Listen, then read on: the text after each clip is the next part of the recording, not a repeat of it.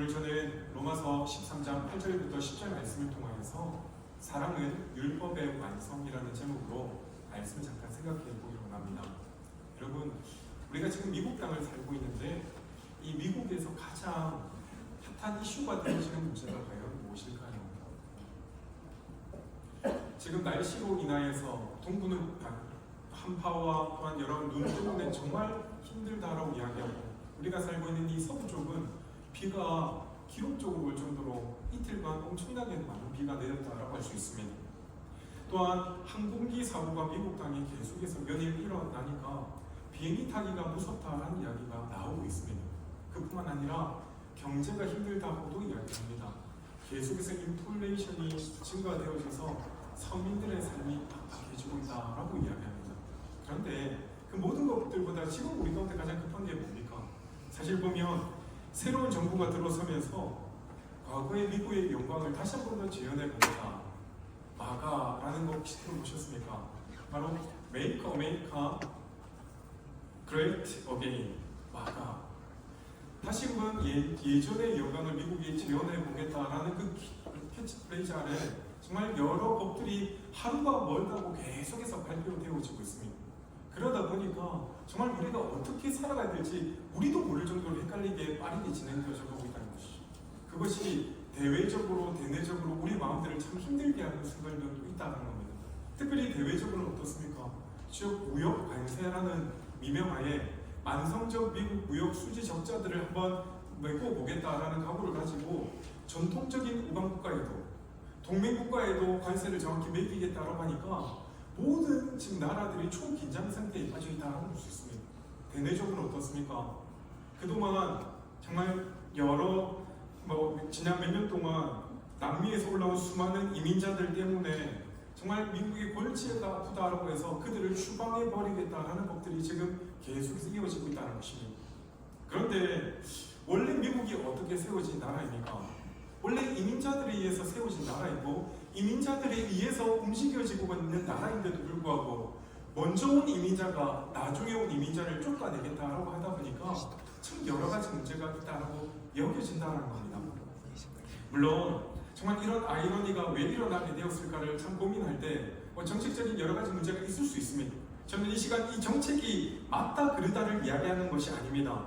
어떤 정책을 시행하든지 간에 항상 그 속에는 장단점이 있다는 이야기입니다. 부정적인 한 가지 일로 인하여 긍정적인 두세 가지를 포기하는 것, 이것은 아마도 성급한 일반화의 오류를 통하여서 정말 중요한 일들을 포기하는 경우들이 종종 발생하는 그 안타까운 일들이 우리 가운데 일어나고 있다는 겁니다. 그래서 속담 중에 자라보고 놀란다 쌤, 소뚜껑 보고 놀란다라는 속담이 있기 마련인 것이죠. 이걸 만약에 신앙적으로 한번 접근해 본다고 하면 그 한 사람의 잘못된 신앙의 모습을 보고 실망해서 자신의 신앙 자체를 포기하거나 때로는 교회를 그만둬야겠다는 생각을 하는 경우도 발생한다는 것입니다. 그런데 이런 일들이 실제로 우리 가운데 일어난다는 겁니다. 정말 신앙생활하다가 사람을 통해서 실망하면 나는 저 사람이 다니는 교회, 저 사람이 믿는 하나님을 난 절대로 안 믿을 거야 하면서 신앙을 포기하는 경우가 있다는 겁니다.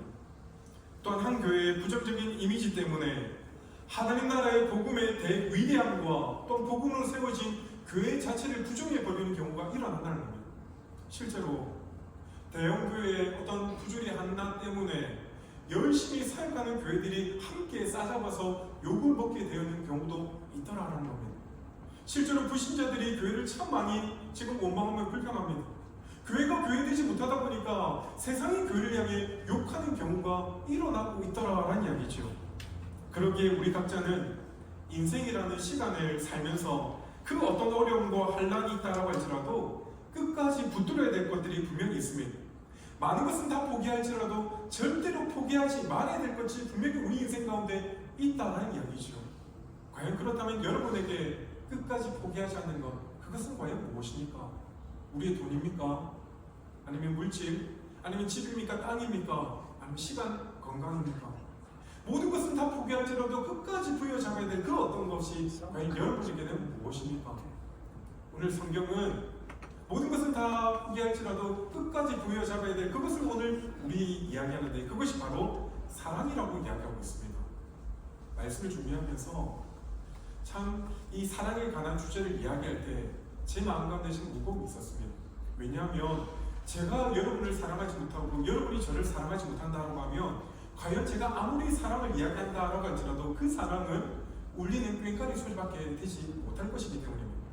정말 제 마음 가운데, 아니 제 얼굴에 사랑의 웃음꽃이 활짝 피어난다고 하면 제가 설교하지 않더라도 우리 가운데, 우리 교회 가운데 사랑은 흘러넘쳐날 텐데, 부족한 자가 사랑을 이야기하면서도 사랑하지 못한다라고 하면 과연 이 설교가 우리에게 어떤 의미로 다가올까 염려가 되더라라는 이야기죠.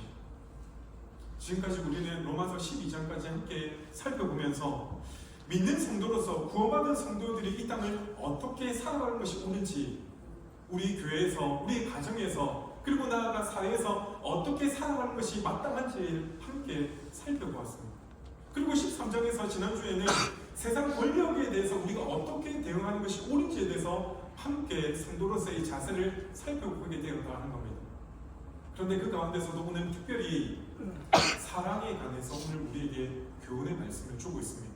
오늘 말씀을 통하여 과연 우리는 어떻게 사랑하는 것이 옳은지, 과연 하나님의 사랑이 우리 가운데 어떻게 실현되어지고 있는지를 함께 말씀을 통해 살펴볼 수 있는 귀한 시간이 되어지기를 간절히 소망합니다.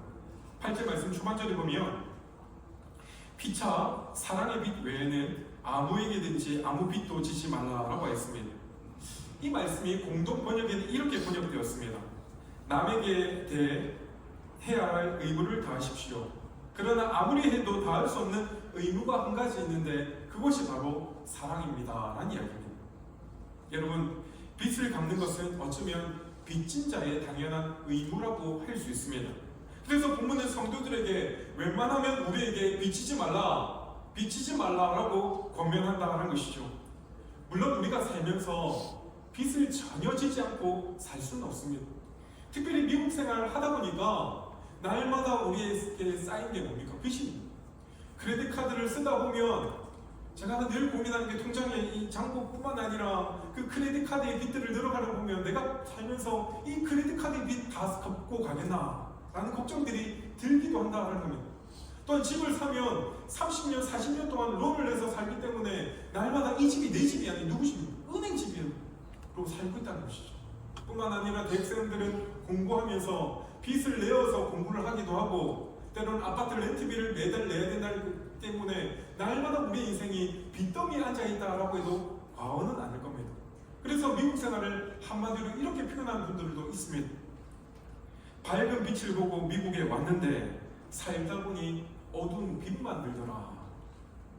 분명히 미국의 삶이 정말 황금빛이 우리에게 비춰줘서 이 땅에 왔는데 10년, 20년 아니 평생을 살다 보니까 내 삶의 수중에 남는 것은 빛만 남아있더라 라는 신세를 든 한탄이 우리 가운데 일어난다는 것이죠. 그래서 우리가 빚지지 않고 살 수는 없지만 이런 것들을 갚는 것은 어쩌면 성도로서 당연한 의무라는 겁니다. 누군가에게 만약에 이런 빚을 졌다면 성도 여러분 반드시 그 빚은 갚으시길 바랍니다. 분명히 8장 초반에 제일 처음에 뭐라고 하는 이야기입니까? 피차 서로 이걸 만약에 교회로 적용해 본다라고 하면 교회 안에서 성도끼리 빚지지 말라라는 이야기죠. 서로 돈을 빌리고 갚아야 될 그런 관계가 되어지지 말라라는 겁니다. 그런데 어쩌면 어쩔 수 없이 돈을 빌렸다고 한다면 이것을 갚는 것이 당연한 의무라는 겁니다. 적어도 오늘 말씀을 듣고 내 마음 가운데 돈을 빌린 부분이 있다면 반드시 말씀을 듣게 내가 반드시 갚아야겠다라는 결심들을 여러분 꼭 할 수 있길 바랍니다. 그런데 갚아야 되는 것을 알지만 이게 내 마음대로 잘 되지 않는다라는 것이 오늘 우리의 문제라는 것입니다. 그래서 될 수 있으면 돈을 빌리거나 갚아야 되는 그런 애매한 관계들은 처음부터 만들지 않는 것이 우리 가운데 유익하다라고 성경은 분명히 말씀한다는 것이죠.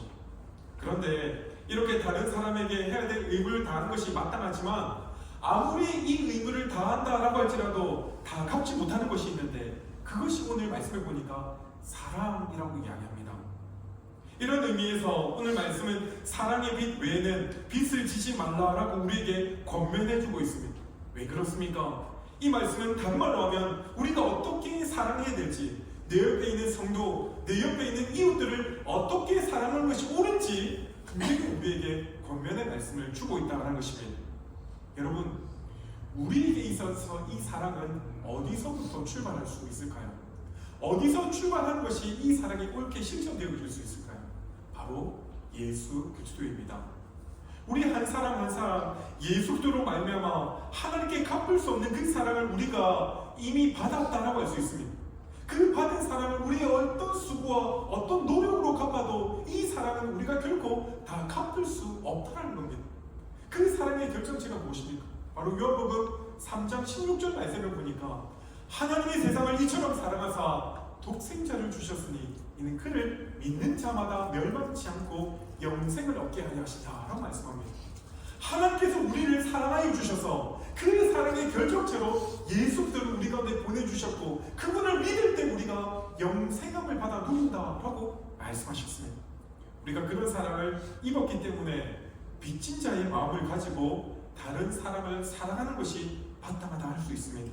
그래서 우리는 이 사랑에 대한 출발점이 어쩌면 세상과 완전히 다르다라고 할 수 있는 것이죠. 이 빚진 마음으로 다른 사람을 사랑하게 될 때 그 사랑의 의무는 아무리 갚아도 또 갚아도 다 갚을 수 없다라는 이야기입니다. 우리가 흔히 사랑이라고 할 때 가장 먼저 떠오르는 생각, 떠오르는 사람이 있다고 하면 과연 누구입니까? 아마도 어머니, 엄마라고 할 수 있지 않겠습니까?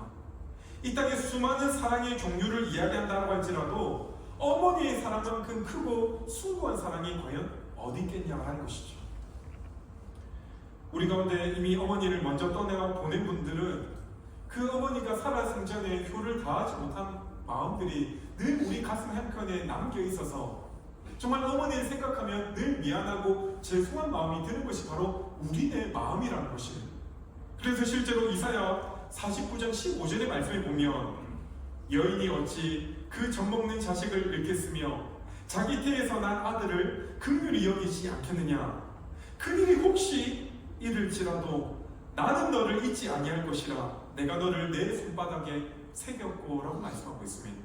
여러분, 그 어떤 어머니가 자신이 10달 동안 품고 있는 그 자식, 정말 품고만 있는 것이 아니라 자신의 영양분들을 그 탯줄을 통해 자녀에게 공급하며 자신의 생명을 걸고 이 아이를 낳았기 때문에 놓고 끝난 것입니까? 아니면 1년, 2년을 젖을 먹여서 이 아이를 키워왔기 때문에 과연 그 아이를 우리가 어떻게 잊을 수 있냐는 것이죠. 그러니까 한평생이 지나도 늘 어머니의 품이 그립고 어머니 말하면 우리 코끝이 찡하고 우리 마음이 짠하다는 것입니다. 그런데 아무리 그 어머니의 사랑이 위대하다라고 할지라도 요즘 인륜이 저버린 경우가 얼마나 많습니까? 인터넷 게임 중독에 빠져서 그 핏덩이 같은 어린아이를 정말 굶겨 죽이는 일들이 일어나고 아이가 태어났는데 장애를 가졌다라는 이유만으로 평생 이 아이를 키울 마음이 없어서 결국은 내다버리는 신대가 되어버렸다는 것입니다. 이처럼 부모가 우리 자녀를 낳았다고 할지라도 사랑으로 끝이게 섬기고 세우고 아니면 키운다고 할지라도 때로는 그 부모가 그 자녀를 버릴 수 있다는 겁니다. 그렇지만 자식을 버릴 수 있다고 할지라도 우리 하나님은 택하신 그의 백성, 그에게 사랑하는 자녀들을 결코 잊지 않겠다. 심지어는 그의 하나님 손바닥에 새기고 매일매일 그 자녀를 보겠다라고 우리에게 말씀하고 있다는 겁니다. 바로 이것이 우리를 향한 하나님의 사랑이라고 할 수 있습니다. 또한 요한일서 4장 10절에 보면 이 사랑의 출처가 어디서 시작됐는지 정확히 우리에게 말씀하고 있습니다. 사랑은 여기 있으니 우리가 사랑하는 것이 아니요 오직 하나님이 우리를 사랑하사 우리 죄를 위하여 화목제물로 그 아들을 우리 가운데 보내주셨느니라. 우리가 먼저 하나님을 사랑할 것이 아니라 하나님께서 우리를 사랑하사 먼저 우리를 사랑하셔서 우리 죄를 위하여 그 하나밖에 없는 독생자 예수 그리스도를 화목제물로 보내주셨다라고 말씀하십니다. 그리고 이어진 11절에 보니까 사랑하는 자들아 하나님이 이같이 우리를 사랑하셨음즉 우리도 서로 사랑하는 것이 마땅하도다라고 말씀하십니다. 하나님께서 먼저 우리를 사랑해 주셨기 때문에 그 사랑을 받은 자로서 이제는 내 옆에 있는 이웃과 성도들을 사랑하는 것이 마땅하다라고 말씀하고 있는 것입니다. 그러므로 우리가 이 사랑의 본질, 하나님의 사랑의 본질을 알면 알수록 그 사랑을 우리 마음 가운데 체험하면 체험할수록 이 사랑이 점점점 커질 수밖에 없다는 겁니다. 우리의 신앙이 성장할수록, 우리의 신앙의 수준이 높아지면 높아질수록 하나님의 그 은혜의 사랑을 우리가 체험하면 체험할수록 그 사랑이 내 삶 가운데 커져가기 마련이라는 겁니다. 이것이 너무나도 자연스러운 모습입니다. 그러다 보면 우리의 고백이 무엇입니까? 내가 하나님의 사랑을 받았기 때문에 그 사랑을 내 삶 가운데 어떻게 하나님께 보답할 수 있을까? 어떻게 실천할 수 있을까가 자연스러운 모습일 수 있다라는 이야기입니다. 그런데 이것이 만약에 정체되어지거나 혹은 반대로 가면 문제가 발생한다는 것이죠. 우리 가운데 이 사랑의 마음들이 식어져 가면 교회 안에 우리 가정 가운데 반드시 문제가 생기기 마련이라는 것입니다. 그러므로 여러분, 사랑의 빛이라는 것은 지면 질수록 좋은 것이고 갚으면 갚을수록 아무리 갚아도 다 갚을 수 없는 것이 바로 이 사랑의 빛이라는 겁니다. 사랑만이 이 의무를 다할 수가 있습니다. 그러므로 저와 여러분이 계속해서 이 사랑의 의무를 다할 수 있는 저와 여러분이 되어지기를 간절히 소망합니다. 이어지는 10절 말씀을 보니까 이 사랑은 이웃에게 악을 행하지 아니하나니 그러므로 사랑은 율법의 완성이니라 라고 말씀합니다. 바로 이 사랑이 율법의 핵심이요 본질이요 완성이라고 이야기합니다. 이게 무슨 말입니까? 사랑 안에 율법의 모든 말씀이 포함되어 있다. 말씀이 모든 것을 사랑 안에 다 녹여져 있다는 겁니다. 그러므로 우리가 사랑을 행하기만 하면 우리가 이 율법을 다 지키는 것과 마찬가지라는 것을 분명히 우리에게 말씀하고 있다는 겁니다. 그러므로 우리가 하나님의 말씀하는데 그 말씀이 내 삶 가운데 이루어지고 적용되어지는 핵심이 바로 사랑을 통해서 이루어질 수 있다는 것이죠. 다시 말해, 우리가 오늘 말씀을 듣고 그 말씀대로 산다는 것은 결국 다른 사람에게 다른 사람을 사랑하며 산다는 것과 같은 의미라는 것입니다. 그러기에 우리는 사랑하며 살고 사랑을 행하면 그것이 바로 오늘 성경이 이야기하는 율법의 완성이라고 할 수 있습니다. 오늘 이것을 구체적으로 이야기한 것이 바로 9절에 나오는 말씀입니다. 십계명을 우리가 쭉 살펴보면 하나님에 대한 사랑이 1계명부터 4계명까지 나와 있습니다. 그리고 이어서 5계명부터 10계명까지가 바로 이웃에 대한 사랑입니다. 그 말씀이 바로 간음하지 말라, 살인하지 말라, 도둑질하지 말라, 탐내지 말라. 이 말씀이 다 어디에 포함되어 있습니까? 내 이웃을 내 자신과 같이 사랑하신 그 말씀 가운데 다 들어갔다라고 분명히 우리에게 말씀하고 있다는 것입니다. 그러므로 우리가 아무리 말씀해도 그 삶에 사랑이 없다고 하면, 다른 사람을 사랑하지 못한다고 하면 그 말씀을 지키는 것이 아니라는 것이죠. 실제로 예수님께서 바리새인들과 서기관들 한 번씩 엄하게 책망하시는 경우들이 분명히 있었습니다.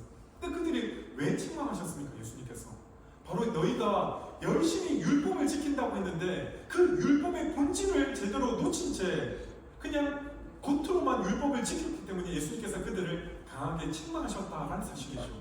그렇게 그들에게 남은 것이 무엇입니까? 바로 외식이었고 형식이었고 비판과 남을 향한 정죄하는 마음밖에 없었다는 것입니다. 이것은 한마디로 속빈 강정이요 안고 없는 식빵과도 같았다는 겁니다. 열심히 율법은 지켰지만 그 율법의 핵심인 그 사랑을 놓치고 지키다 보니까 그것은 율법을 지킨 것이 아니라는 이야기였다는 것이죠. 그래서 예수님은 내 이웃을 내 자신과 같이 사랑하는 것이 과연 무엇인지 실질적인 예를 들어서 우리 가운데 설명해 주신 것이 바로 누가복음 10장의 말씀이었다고 볼 수 있습니다. 누가복음 10장에 보면 한 율법사가 예수님을 찾아왔습니다. 그리고 선생님이여 라며 질문합니다. 선생님이여 어떻게 하여야 영생을 얻을 수 있습니까? 라고 예수님께 질문했습니다. 그래서 예수님은 즉답을 하지 않으시고 오히려 그에게 반문하며 질문하십니다. 율법에는 과연 뭐라고 적혀 있느냐? 그랬더니 이 사람이 율법사 아닙니까? 적어도 율법에 대해서는 능통했기 때문에 율법은 뭐라고 이야기하는지 한 줄로 요약하면 말씀합니다. 마음과 목숨과 힘과 뜻을 다하여 하나님을 사랑하고 내 이웃을 내 몸과 같이 사랑하는 것입니다 라고 예수님께 자신있게 이야기했습니다. 그런데 예수님이 맞다, 네 이야기가 맞다, 그렇다면 네가 그것을 지켜 행하라 라고 했습니다. 그러자 이 율법사가 한 번 더 예수님께 묻습니다. 그렇다고 한다면 여기서 말씀하는 과연 이웃은 과연 누구입니까? 그러자 예수님께서는 그 유명한 선한 사마리아의 비유를 이 사람에게 설명하고 있습니다. 한 사람이 여리고에서 내려가고 있었습니다. 근데 내려가는 길에 하필 강도를 만났을 때 자신이 가지고 있는 모든 것을 다 빼앗길 뿐만 아니라 그 강도에게 두드려 맞았는데 거반 죽게 될 정도로 두드려 맞았다는 겁니다. 그 순간 자신이 도저히 일하다가 죽겠다 싶어서 지나간 사람에게 도움을 요청했는데 제일 먼저 만난 사람이 누구였습니까? 제사장이었습니다. 제사장이 누구입니까? 바로 예배를 집념해 하나님께 예배를 드리게 하는 사람 아닙니까? 오늘날로 이야기하면 목회자였다라고 볼 수 있습니다. 목회자에게 나 좀 도와주세요. 내가 죽게 되었습니다. 라고 도움을 요청하게 되었을 때 그 제사장이 그래 내가 도와야 되는데 하면서 머리 긁으면서 지나갔다는 겁니다. 다음 만난 사람이 누구였습니까? 레위인이었습니다. 적어도 레위인은 율법에 정말 이 지나가는 고아와 과부와 객을 도우라는 것을 너무나도 피부로 잘 알고 있는 사람에도 불구하고 이 강요받는 사람을 향해 눈 한번 쓱 돌아보고 저 사람 내가 도울 수 없겠다 싶어서 그저 외면하고 가버리고 말았다는 겁니다. 그 다음에 누가 지나가게 되었습니까? 바로 한 사마리아인입니다. 그들이 사람 상종하지 않는 그 사마리아인을 그가 만나게 되었을 때 그 사람은 이 강도 만난 사람을 외면치 않고 자신이 가지고 있는 포도주와 기름을 가지고 상처에 소독을 하고 그리고 자신이 타고 왔던 짐승에 그를 업혀서 여관으로 그를 모시고 갔다는 겁니다. 그리고 여관 주인에게 돈을 주면서 혹시라도 이 사람을 치료하며 돌볼 때 모자라면 내가 돌아올 때 다시금 그 돈을 지불하겠습니다 라고 했던 것이죠. 그리고 율법사에게 예수님이 묻습니다. 내 생각에는 누가 강도 맞는 사람의 이웃이 되겠느냐. 그래서 이 율법사가 뭐라고 대답합니까? 네, 자비를 베푼 사람입니다. 도무지 이 사마리아 사람이라는 것을 입에 담기도 싫어서 자비를 베푼 사람입니다 라고 하며 돌아갔다는 것이죠. 사랑 성도 여러분, 도대체 이것을 누가 모르겠습니까? 아마도 이 자리에 유치원생 앉아놓고 이 이야기를 해도 누가 착한 사람입니까? 라고 물어봐도 대답은 다 할 수 있을 것입니다. 중요한 것은 예수님께서 그에게 다음으로 하신 말씀이란 겁니다. 너도 가서 이와 같이 해라. 너도 가서 이와 같이 하라. 여러분, 바로 우리가 정답을 몰라서가 아닙니다. 알면서도 하지 못하는 우리의 비겁함과 이기심과 잘못된 마음 때문이라는 겁니다. 우리가 말씀을 몰라서, 말씀을 배우지 못해서, 지식이 없어서가 아니라는 겁니다. 정작 말씀의 핵심인 그 사랑을 알면서도 행하지 못하고 그 사랑을 실천하지 못하는 우리의 연약함과 비겁함이 우리 가운데 문제라는 사실입니다. 우리가 매주 하나님의 말씀을 듣습니다. 말씀을 들을 때마다 참 좋은 말씀이다, 정말 귀한 말씀이다 라고 그 말씀을 듣지만 중요한 것은 거기까지 한 겁니다. 지난주 우리가 말씀을 들을지라도 그 말씀을 한 귀로 듣고 흘리다 보니까 예수를 10년 믿고 20년 믿어도 내 삶 가운데 변화가 일어나지 않는다는 겁니다. 사랑해야 되지 머리로 관념적으로는 알고 있지만 그 사랑이 내 삶 가운데 실현되어지지 않고 실행으로 옮기지 못하다 보니까 여전히 그 사랑은 남의 이야기처럼 들려진다고 하는 이야기입니다. 사랑하는 여러분, 성도의 아름다움은 겉모습에서, 형식에서, 의식에서 나오는 것이 아닙니다. 그 안에 담겨있는 사랑에서 나온다라고 할 수 있습니다. 우리의 삶의 모든 행동들은 내 속에 담겨있는 그 사랑의 정도가 겉으로 표현될 때 드러나기 마련이라는 겁니다. 내 속에 어떤 것이 드러나느냐에 따라서 그것이 반드시 겉으로 드러난다는 것이죠. 그렇다고 한다면 오늘 여러분에게 있어서 그 속에 있는 것이 어떻게 겉으로 표현되어지고 있습니까? 어떤 모습으로 사랑의 모습으로 표현되어지고 있냐는 것이죠. 여러분, 성경을 보면 하나님의 일하심은 항상 그 동기에 반드시 사랑이 담겨 있음을 우리가 깨닫게 되어진다는 것이죠. 예를 들어 천지창조를 한번 생각해 보십시다. 하나님께서 천지를 창조하셨습니다. 6일 동안 세상을 창조하시며 마지막 사람을 만드신 이유가 뭡니까? 바로 하나님께서 만드신 이 우주 만물들을 보며 하나님을 찬양하며 하나님을 사랑하라. 우리를 위해 하나님께서 이 세상을 만들어 주셨다고 볼 수 있습니다. 그러기에 우리는 이 세상의 아름다운 모습을 바라보며 하나님 뷰티풀, 원더풀 하며 하나님을 마음껏 찬양하라고, 그 동기에 바로 사랑이 되어있다고 볼 수 있습니다. 하나님께서 아브라함을 부르셨습니다. 왜 많고 많은 사람들 가운데 하나님께서 아브라함을 부르셨을까요? 바로 아브라함을 믿음의 조상 삼으셔서 그를 통하여 많은 영혼들을 주님께로 인도하게 하기 위해서 사랑의 마음이 동기가 되어서 아브라함을 부르셨습니다.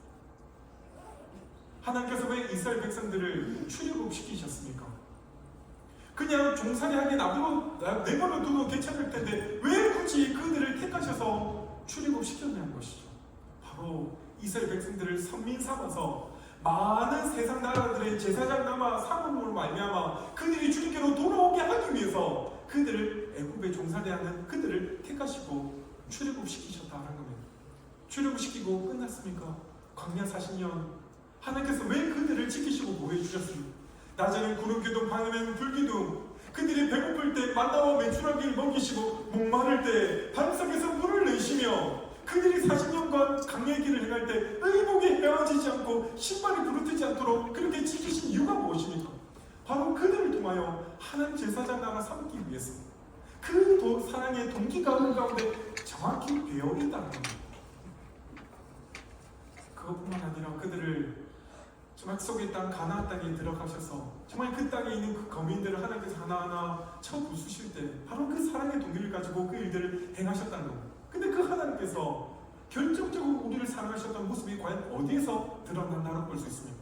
바로 하나밖에 없는 독생자를 우리를 위해 이 땅에 보내주신 것입니다. 바로 그 사랑의 결정체라고 할 수 있습니다.